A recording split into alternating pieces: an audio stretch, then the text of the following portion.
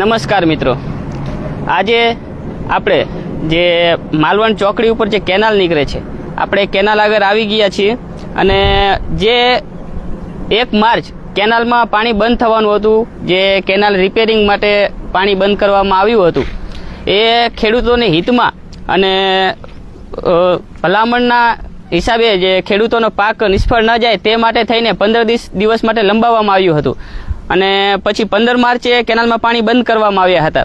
અત્યારે તમે જે મારી પાછળ કેનાલ જોઈ રહ્યા છો તેની અંદર પાણી માટે ખેડૂતો અત્યારે હેરાન પરેશાન છે. ખેડૂતોએ ઘણા બધા પાક જેમ કે તલ અને એનું વાવેતર કરી નાખેલ છે અને જે આપણે મુખ્યત્વે જે શિયાળુ પાકમાં ખેડૂતો નિષ્ફળ જતા હોય તે રોકડિયા પાક તરીકે ઉનાળામાં એમને તલ અને એવું વધારે વાવતા હોય છે. અને સુરેન્દ્રનગર જિલ્લાની આપણે વાત કરીએ તો સુરેન્દ્રનગર જિલ્લાની અંદર જ્યારે કેનાલ ચાલુ હતી ત્યારે પણ અવારનવાર પાણીની સમસ્યાઓ પેદા થતી હતી.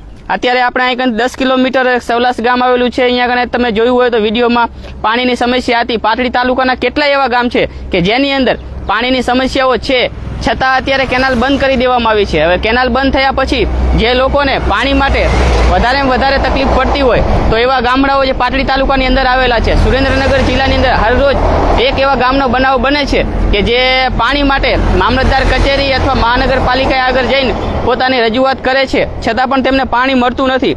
અને તમે જોઈ રહ્યા છો મારી પાછળ કે જે કેનાલ આવી રહી છે, અત્યારે કેનાલ 1 મહિનો કે તકરીબન 1.5-2 મહિના સુધી બંધ કરવામાં આવી રહી છે અને આ કેનાલને રિપેરિંગ કામ માટે બંધ કરવામાં આવી છે. તમે ઘણા બધા આપણે એવા કિસ્સાઓ આપણી કેનાલમાં થઈ ગયા છે કે હમણાં થોડાક દિવસો ઓલા સિઝનમાં અહીંયા આગળથી કેનાલ તૂટી ગઈ હતી અને અહીંથી આગળ જે આપણે પીપરી બાજુ પણ એક વખત કેનાલ તૂટી ગઈ હતી.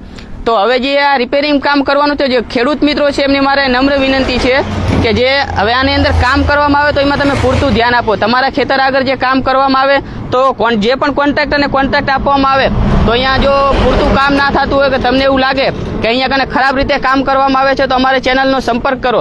અમે તમને તમારી માટે અહીંયા આવીશું અને વિડીયો બનાવીશું અને કોન્ટ્રાક્ટર સાથે પણ વાતચીત કરીશું.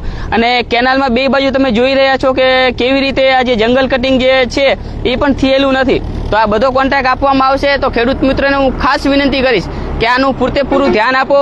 અહીંયા જે આ કેનાલનો સર્વિસ રોડ આપેલો છે તો આ સર્વિસ રોડ ઉપર પણ આગળ આપણે જઈએ તો થોડાક જ 500 મીટર આગળ જ જે બાવર આવે એ બાવર આખા કેનાલને ફરતે ઢંકાઈ ગયેલા છે અને અહીંયા કને ચાલવું પણ મુશ્કેલ છે. ખેડૂત ભાઈઓની આપણે 2-3 વખત ફરિયાદ આવી હતી કે તમે આવો તો આપણે તેની રજૂઆત કરીએ, પણ આપણે કોઈક કારણોસર ત્યાં નહોતા જઈ શક્યા. અત્યારે આપણે ખેડૂત મિત્રોને ખાસ કરીને એ જ વાત કહેવા માટે આવ્યા છીએ કે તમારે કેનાલને લગતી કોઈ પણ સમસ્યા હોય, તમારે રજૂઆત કરવી હોય તો અમારા ચેનલ થ્રુ તમે રજૂઆત કરી શકો છો. અમે તમારી વાતને સરકાર સુધી પહોંચાડવામાં મદદ કરીશું.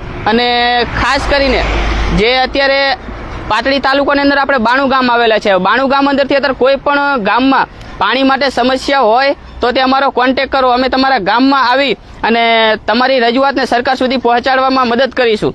ખાસ કરીને જે કાંઠાના ગામડા છે, જે રણ વિસ્તાર આપણે લાગે છે, ખારા ગોટા ને એ બાજુ જે ગામો છે, એ ગામોમાં જો પૂરતું પાણી તમને ના મળતું હોય તો અમારી ચેનલનો સંપર્ક કરો.